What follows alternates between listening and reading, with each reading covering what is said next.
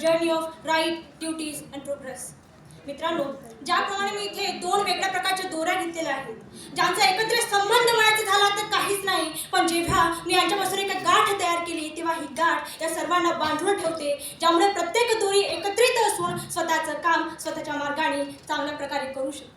याचप्रमाणे आपल्या भारतासारख्या देशाला जिथे फक्त जाती, धर्म, पंथ यांमध्येच विविधता नसून प्रत्येक कोपऱ्यात जेवणापासून तर घातलेल्या पोशाखापर्यंत आपल्याला विविधता दिसून येते, अशा विविधतेने भरलेल्या भारत देशाला एकत्रित बांधणारी गाठ म्हणजे संविधान. ही देशाची आत्मा म्हणजे संविधान, जी प्रत्येक नागरिकांच्या विचारांचं, त्यांच्या अधिकारांचं, स्वतंत्रतेचं व सर्वात महत्त्वाची बाब म्हणजे नागरिकांचा स्वतःच्या गोष्टींविषयी असलेल्या निष्ठेचा व श्रद्धेचा विचार करत अशी ही संविधानाची गाठ बांधण्यात आलेली आहे. म्हणजेच आपलं संविधान हे तयार करण्यात आलेलं आहे. आणि म्हणूनच आज आपलं भारतीय संविधान हे जगातील सर्वात मोठं व लिखित संविधान मानलं जातं. आणि याचं उत्तम उदाहरण म्हणजे आज आपल्या भारतीय संविधानाने 75 वर्षे पूर्ण केली.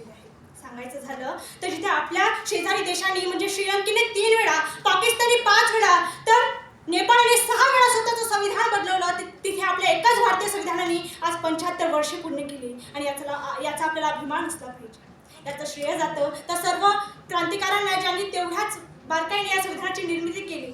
मग ते 6 महिन्यांमध्ये स्वतःच्या हातांनी या संविधानाची ओरिजिनल कॉपी तयार करणारे प्रेम बिहारी नारायण रायजादा असो की संविधानातील प्रत्येक पान चित्राने सजवणारे आचार्य नंदलाल बोस असो की या सर्वांमध्ये सर्वात महत्त्वाची कामगिरी बजावणारे भारतीय राज्यघटनेचे शिल्पकार डॉक्टर बाबासाहेब आंबेडकर असो. पण तरी आपल्याला प्रश्न असा पडतो की एवढेच कारण पुरे होते का की ज्यांच्यामुळे आपल्याच संविधानाने आज 75 वर्ष पूर्ण केली? तर नाही. याचं उत्तर म्हणून संविधानातील बेसिक स्ट्रक्चर मिळतं. बेसिक स्ट्रक्चर जे आपल्याला मूलभूत अधिकार सांगतं, मूलभूत कर्तव्य सांगतं, जे फक्त एक नागरिक म्हणून नाही तर एक माणूस म्हणून जगण्याचा आपल्याला अधिकार देतं. म्हणून हे बेसिक स्ट्रक्चर सुद्धा 75 वर्ष पूर्ण करण्यासाठी आज आपल्याला कारणीभूत ठरतं. पण या सर्वांचा विचार करत असताना सर्वात महत्त्वाचा घटक काय ठरतो माहिती आहे की ज्यांच्यासाठी या संविधानाची निर्मिती करण्यात आली ते म्हणजे भारतीय लोक. त्या सर्व नागरिकांना माहिती आहे का की त्यांचे मूलभूत अधिकार काय, त्यांचे मूलभूत कर्तव्य काय?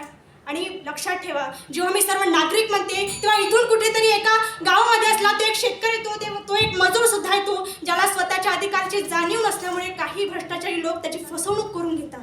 आणि म्हणून हे समजून घेणं महत्त्वाचं ठरतं की संविधानात्मक साक्षरता ही फक्त शिक्षणापर्यंत मर्यादित नसून ती प्रत्येक नागरिकाची गरज आहे. आणि ती जर झाली तर कोणत्याही नागरिकाची भ्रष्टाचार होणार नाही, कोणत्याही नागरिकाची फसवणूक होणार नाही. आणि आज ज्याप्रमाणे आपण 75 वर्ष पूर्ण केली त्याचप्रमाणे आपण 100 वर्ष सुद्धा पूर्ण करणार याची मी खात्री देते. आणि माझे 2 शब्द संपले असं मी जाहीर करते.